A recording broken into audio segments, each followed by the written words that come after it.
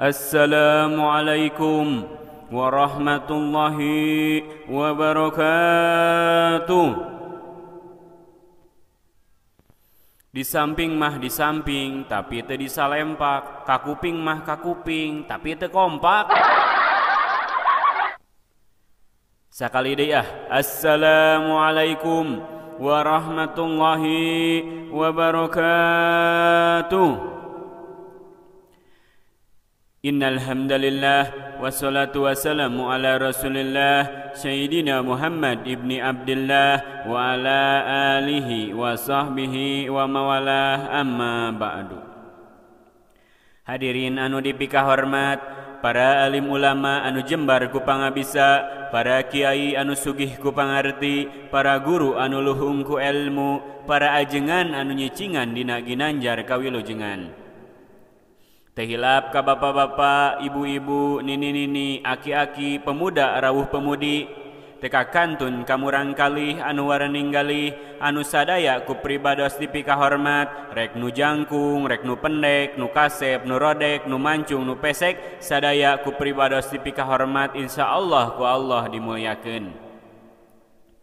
Tina sabadana sim kuring nyanggakeun tahiyatul islamiyah anu jadi kahormatan puji miwah syukur urang sanggakeun ka Allah Subhanahu wa taala. Anu alhamdulillah kalayan takdir timantena urang sadaya tiasa riung mung pulung patepung lawung patepang wajah dina tempat anu ieu barokah. Anu mudah-mudahan ieu reungan teh singajantenkeun hiji wasilah ngengengkeun safaatul udma dina poe kiamah, amin ya Allah ya rabbal alamin. Oge rahmat miwassalam mugi salamina dicurah tur dilimpah ka paduka Rasul wastana Kangjeng Nabi Muhammad sallallahu alaihi wasallam. Tehilap ka para keluargana, sahabatna, tabiina, oge mudah-mudahan eta rahmat teh dugi ka urang sadaya, amin ya Allah ya rabbal alamin. Hadirin anu dipikah hormat, dina kesempatan anu mulia ieu sim kuring bade ngabahas tentang menuntut ilmu. Padahal mah ilmu teu salah nanaon, nah bet dituntut kitu nya. Urang sadaya kudu neangan ilmu, saestuna sagala perkara kudu pake ilmu, boh urusan dunia atawa akhirat. Dina segi dunia neangan ilmuna ku cara sakola. Ripuh jelema anu teu sakola pisan mah, komo teu bisa maca mah. Pernah aya carita si Udin jeung si Ucup. Si Udin nganterkeun surat cinta keur si Ucup ti si Desi. Cek si Udin teh, "Cup, ieu aya surat cinta ti si Desi." "Mana dieu?" cek si Ucup teh. Dibaca we ku si Ucup. Jol ceurik si Ucup teh, "Kunaon ari maneh diputuskeun?" "Heuh lain, ari ieu teh bacaanna naon wing teu apal." Sing horeng si Ucup teu bisa maca, ceurik ku teu ngarti gitu. Tah pentingna urang sakola teh meh bisa maca, bisa ngitung, jeung sajabana. Tah keur urusan akhirat ge sarua, dina segi akhirat mah neangan elmuna ku cara ngaji. Ngaji Quran, ngaji fikih, keur ngabebener ibadah, keur engke bekal di akhirat. Urang kudu ngaji anu bener, meh apal hukum.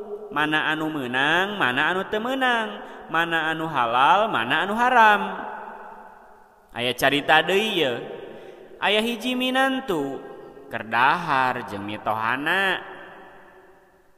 Nya da apal teh mitohana teh. Minantuna teh lulusan pasantren, ngajina ge lila. Nya nanya ka minantuna teh, "Bubuhan keur dahar lauk?" "Jang, ari hukum lauk teh kumaha? Bapak hoyong apal." "Da teu bener teh ngajina, loba heureuy jeung loba ulin." Bingung si minantu teh.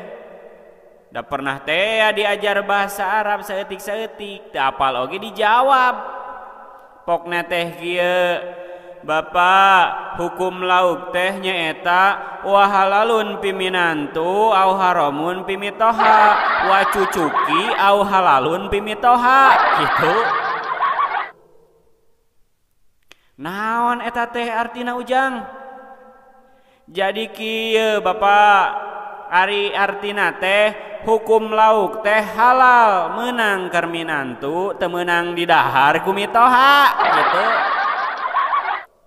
Kecuali cucukna eta mah meunang keur mitoha. Aduh gitu cenah.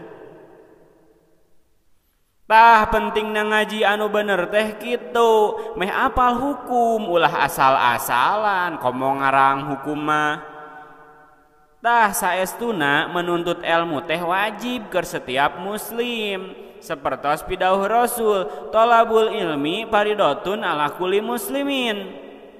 Neangan ilmu teh wajib ka setiap muslim. Tah maka urang sadaya kedah nyiar ilmu, da eta teh hukumna wajib. Mudah-mudahan urang sadaya digampilkeun dina milari ilmuna amin, sarta dipasihan kakiatan sarta kasehatan dina ngajalani ibadah amin ya Allah ya Rabbal alamin. Hadirin anu dipika hormat, moal seueur anu dicarios, kirang langkungna ulah kirang-kirang hapunten, pisim kuring dialap cekap. Wassalamualaikum warahmatullahi wabarakatuh.